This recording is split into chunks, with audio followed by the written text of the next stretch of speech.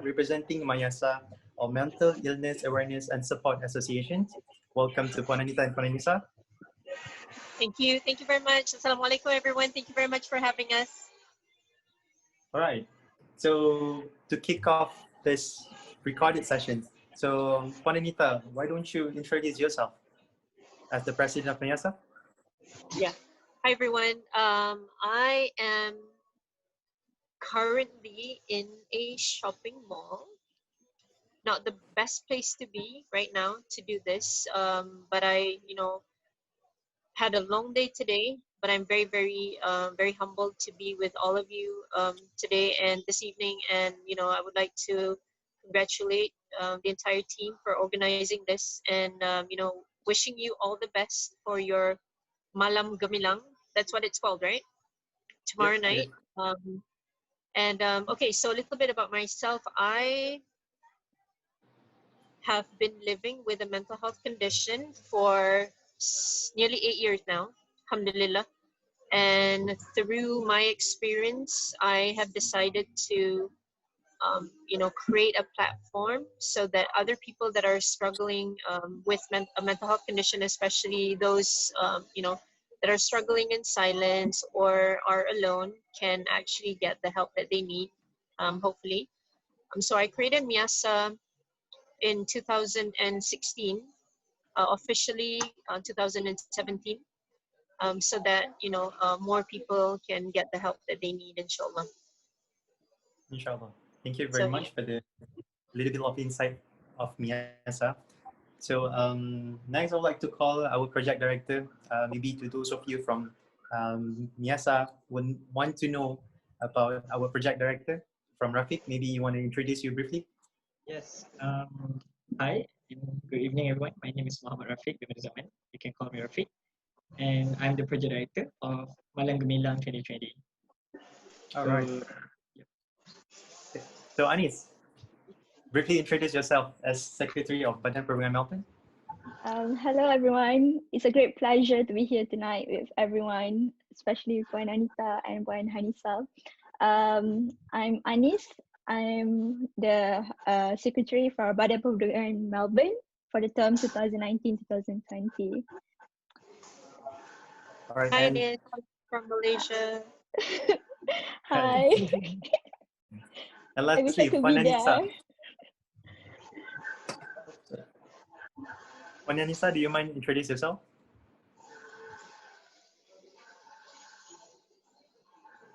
Are you talking to me? Yep.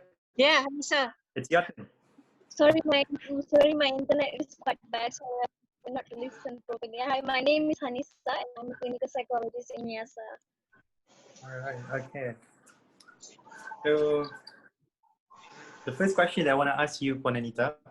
Sure. Go ahead. Let's go very general. So how did you cope with quarantine? When you were in quarantine, what did you do? Maybe to have like a, like a healthy lifestyle. So what do you do during your quarantine? That's a very interesting question. Although, I get that a lot. To be honest, the first 2 weeks of quarantine was very challenging for me. Challenging for a couple of reasons. I think the first thing was because when the pandemic hit us, we didn't really know a lot about, coronavirus during the time. And I think there was a lot of fear, there was a lot of uncertainties that was happening. And I think for me, I felt really trapped during the time, especially because I'm a person with anxiety, but at the same time, I'm also an extrovert. So really cutting, myself from that, from the social connection, not really sure what was, going to happen, what lied ahead in future. I think that created a lot of fear, and I became very anxious, I think, the first 2 weeks. And I think what really helped me to cope with it was having a routine. Finally, I understood that, if you're being, confined in the space, no matter, how big, how small, it really doesn't matter. Anxiety is still anxiety. Anxiousness is still anxiousness. Sometimes we have, this misconception where, people living in palaces, would have less anxiety than people living in small space. Absolutely not true. And so what happened with me was I started having a schedule or a routine, and I think it really helped me to to have something to look forward to have a good plan, not to be very rigid about it, but also it helped me to also process what was going on. And I think what also helped me was not doing, we say, doom scrolling, trying to minimize reading the news and social media. I think all that really helped, but it was something that I really had to learn. So it took a bit. So I think after 2 weeks, you know the anxiousness, anxiety kind of reduced, and that was how I could cope more. So I think what is important, guys, is in your routine, make sure you have everything in a balanced way. So you have your eating well, eating on time, exercising, all your solar, reading the Quran, all that has to be in, and self-care as much as possible. And I think that really helps. And as much as possible, try to maintain social connection via phone call, or WhatsApp video call. I think it's very important. I think these were the things that really helped me during the lockdown in the beginning. Then after that, you get used to it. I mean, that's what resiliency is all about, right? So after that 2 weeks, then everything got back on track, alhamdulillah. Alhamdulillah. Okay. I'm very interested in your point for having a routine. That's really very good because you can actually have the picture of the future, because there's something to do in the future, not just being trapped and you have no idea to what to do for the next day. For having a routine is really a good idea. Thank you very much, Anita. Yeah, it is. Alhamdulillah. Yeah. So Rafiq and Anis, do you mind briefly tell us what you do to cope with quarantine? Yeah, so I will start first.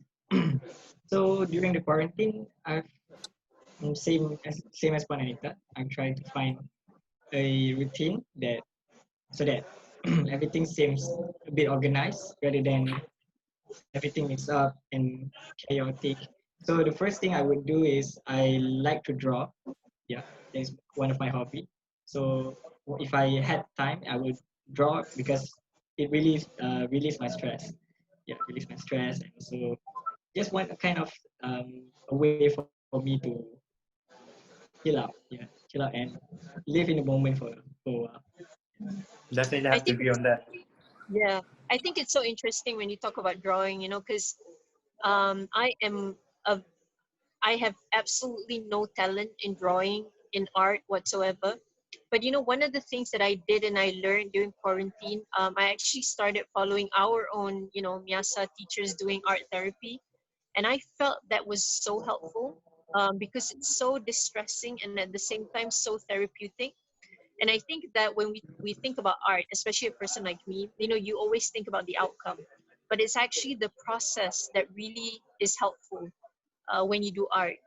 So that was something new that I learned during quarantine, and I do that more often now, um, because I find it very helpful. And I'm a person that you can ask any of my family members. I hate art, and not only do I dislike it, I actually hate it. But I learned that, and now I'm very happy that I tried it. Alhamdulillah. All right. And lastly, Anis.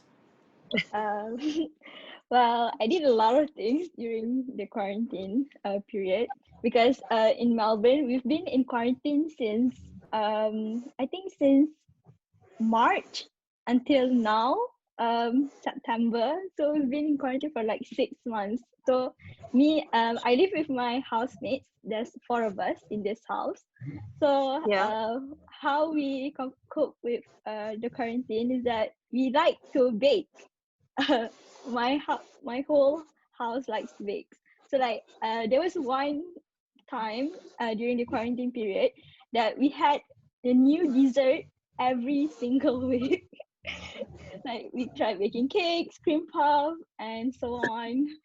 So, and we tried new recipes every single week because they were like a lot of time and we have so many things, and we wanted to get away from the academic stress. So that's the way how we enjoy our time together. We also like play games among ourselves. I think it's very good. I mean, like for the bright side of this quarantine, like of this quarantine is that it's also like a great opportunity for us to get together with the ones close to us, because that's how we manage to strengthen our bonds, especially among my housemates. And we did games and stuff.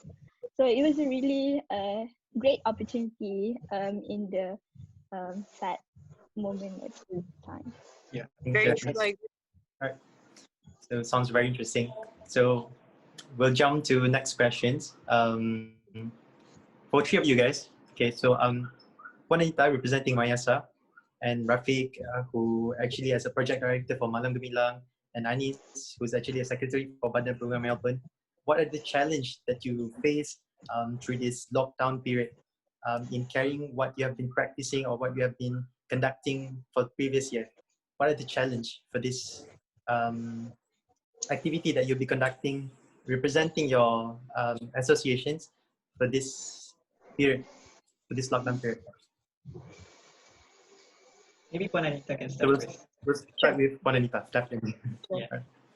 I think during the initial lockdown, it was very challenging for us at MIASA because mental health services is not considered an essential service here in Malaysia, so we weren't allowed to operate. And I think we were caught off guard. I mean, not only us, everyone, right? So when we had to close down, we had to migrate everything virtually. And this isn't something that we've done before. So imagine having all the services online instead. So we had to really go through that quantum leap, to learn how to do everything online.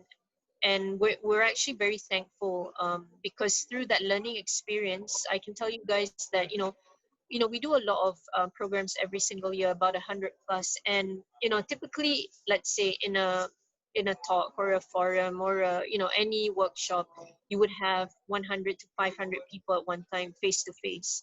But when we did it virtually, we in every single virtual program that we did, we would hit 20 to 50K people easy.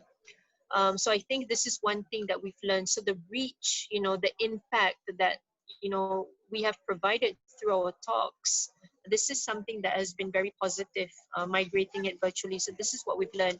So although the challenge was actually doing that, but we have now learned how to do it in a different way, as an alternative, and now we continue doing it as well. So now instead of just doing face to face and via phone call and all that, we can now do it, via Skype. We can do it via all the different platforms that are available, especially like now we're doing it via Zoom. These are the things that we wouldn't have known, if the pandemic didn't happen. So we are continuing, all the counseling services, psychological services, peer support, everything else online as well. And this makes it more accessible in that sense. So this is, a challenge, but now it has turned into something that is positive and impactful at the same time. And even, doing our circle time, which is a support group, that typically we do it face to face, but now we're able to reach, even people in the rural areas. So I think that, there's always other way to do things. So now we've learned to do it the other way.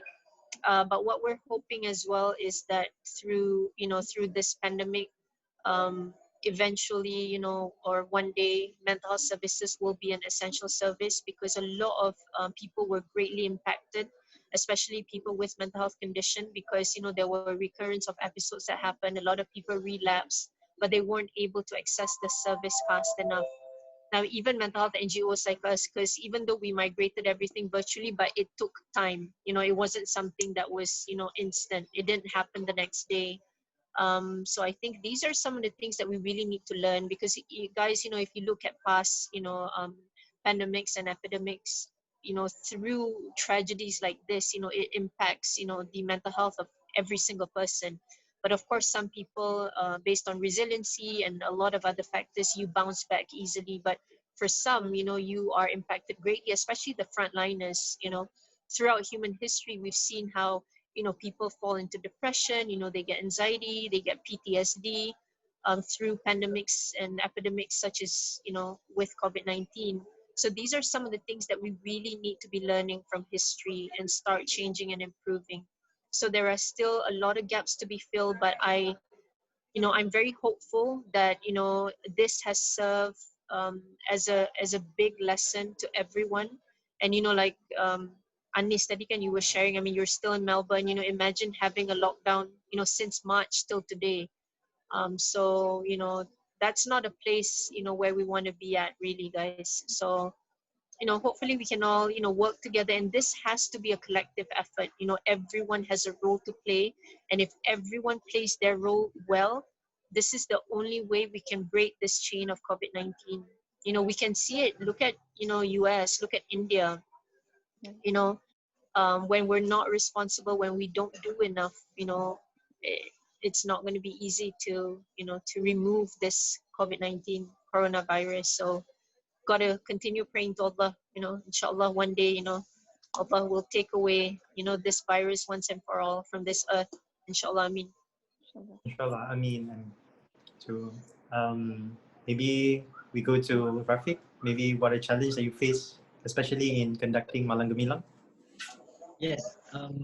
So there are many challenges, especially when we first impacted by COVID-19, when it was in February or March. Yeah, when everyone are in Australia.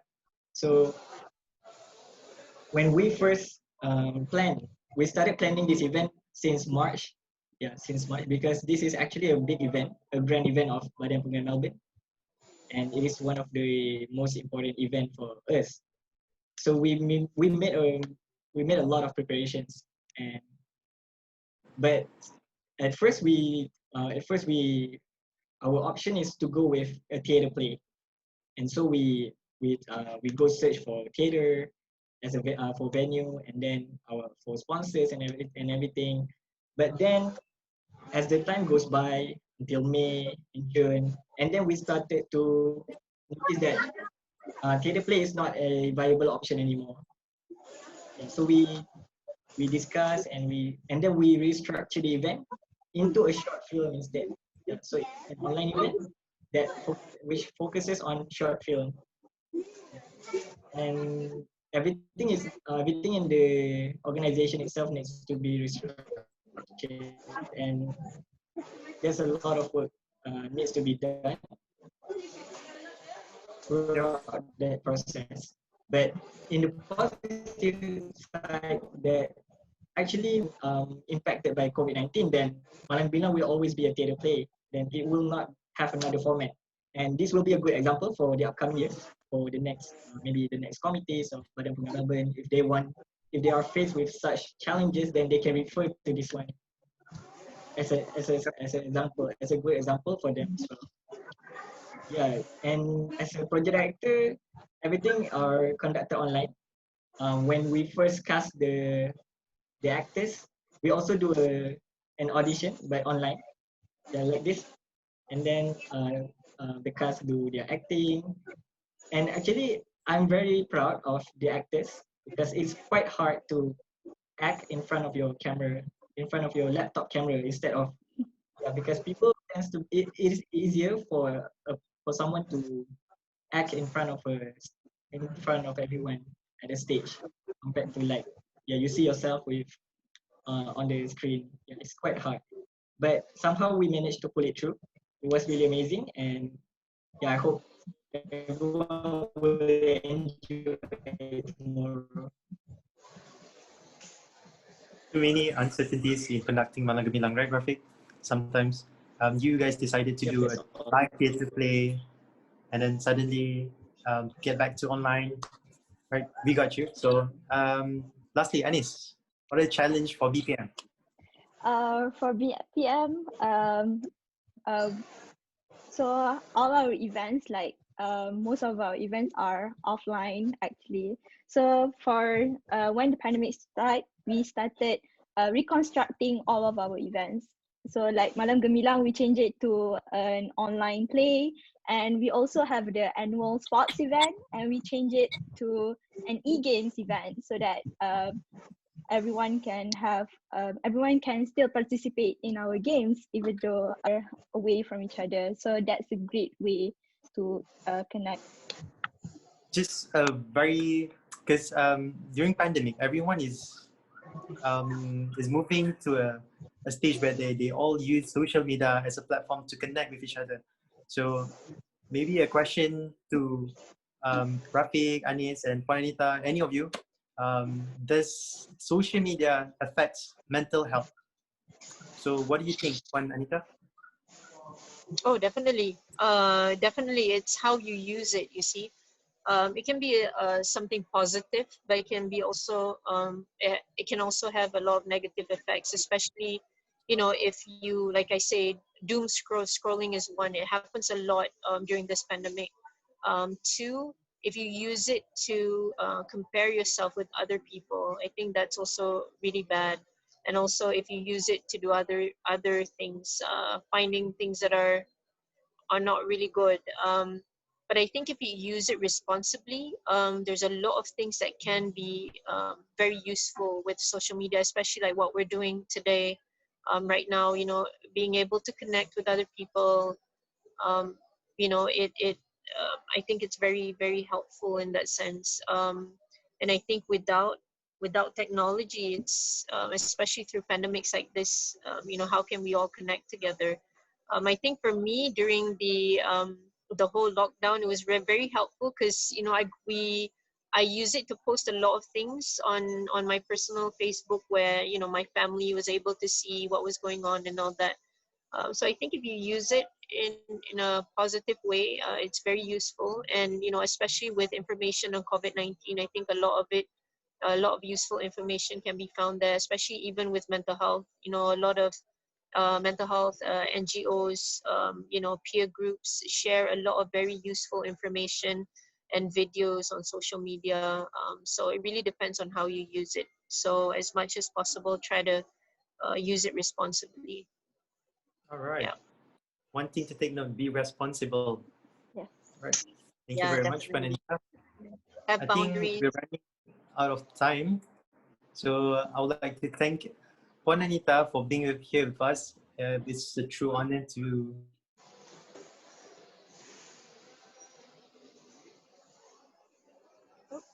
Oh, I think we lost you.